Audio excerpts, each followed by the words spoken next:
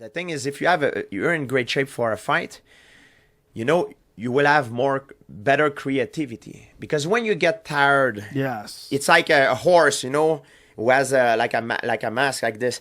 Your creativity diminish. Yes. And you always go back to what you do best. It's like you forgot all the other things. And we talk about like performance enhancing drugs, and sometimes they say, oh, it's not the punch that knock you out. That's the favorite excuses of people who are cheating.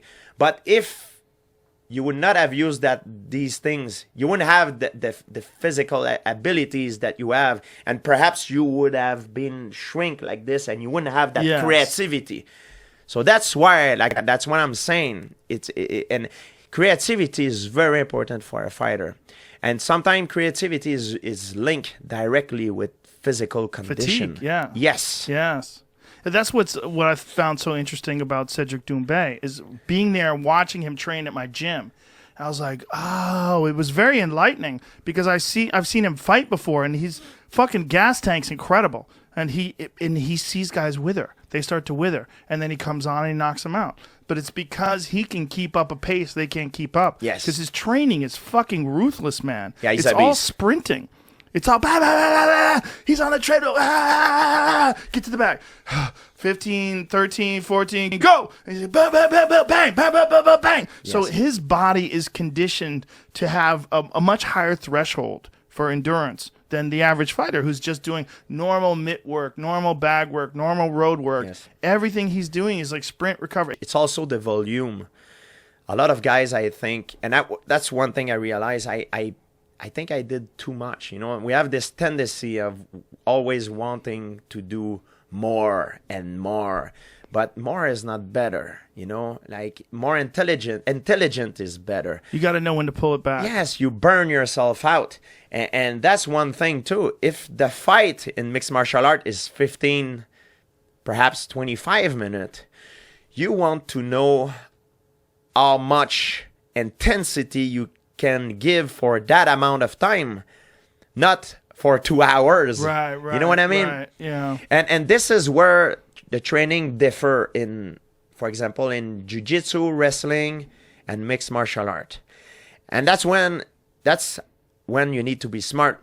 If you always go with training partner who are just as good or better than you, it will make you practice your defense. And it might decrease your creativity in offense in a way that because if you try something that miss, you might get cut. Right. So I believe even if you're a champion, if you're an elite, you need to go with guys that are your level, but also guys that are not as good as you. Eddie Bravo always stressed this. He always said the best way to get good at jiu-jitsu is to spar with blue belts. Roger Gracie, when he moved to England, that's when he became so successful. Because he was training with people that had no business being on the mat with him. Exactly. So he get reps. Man, his offense got so much better. Yes. And I remember at that time, like a lot of people thought that his level would decrease because he moved to England. Right. It went the opposite way. Right. And I remember when I first started my career in mixed martial art, I didn't have any training partner to go with. I had like David Loiseau, I had Patrick Cote, I had Dennis Kang. Once a week, we used to all the Canadian fighter. We used to meet once a week and train and spar. So I had these guys on Fridays, but the other days I was going with guys that are maybe he's an engineer, the other guy is a janitor in a gym, but they were my sparring partner, and that's how I developed my takedown drill, my timing for my takedown. That's how I developed my confidence, my timing. Yeah. Because these guys were not my level, but they were. I did one round with one, then a fresh one come. Mm-hmm. And later in my career, perhaps I become more conservative as a fighter because I start going with guys my level. So it makes me train in a way that if I try something new, I might miss and they're going to make me pay the price. So, no, I'm not going to do it. And your training is always reflecting of how the fight will go, I believe. Yeah, and as you were saying earlier, that like you have to learn to be playful. It's easier to be playful when you're going with someone who's not quite at your level. Yeah, you have to have a varied diet.